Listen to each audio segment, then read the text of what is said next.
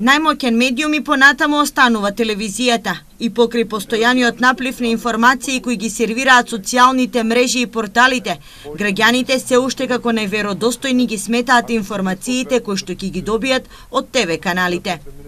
Ја мислам дека телевизиите си се тоа што треба да бидат, нели? Интернет следам, меѓутоа по веродостојни вести дава ги телевизијата, отколку интернет. Користите ли интернет? Ги читате ли порталите на интернет?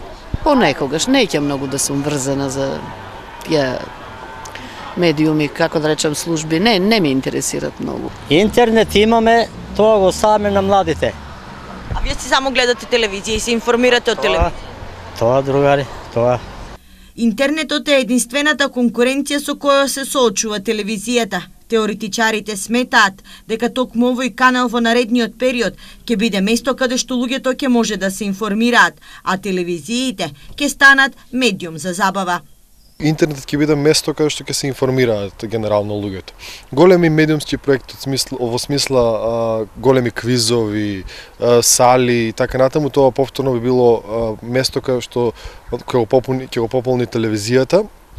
И дефинитивно ќе се одрази затоа што имаме нов канал, имаме нов медиум кој што ќе дистрибуира слични информации. Интернетот е мултимедијален, имате и текст, и видео, и аудио, така што дефинитивно ќе се одрази на нив, а меѓутоа не мора да значи затоа што и телевизиите како компании може да се преориентираат на интернет. Значи тие го имаат потенцијалот, имаат инфраструктура, имаат луѓе, имаат опрема, тие може да се преструктурираат на интернет сосема едноставно.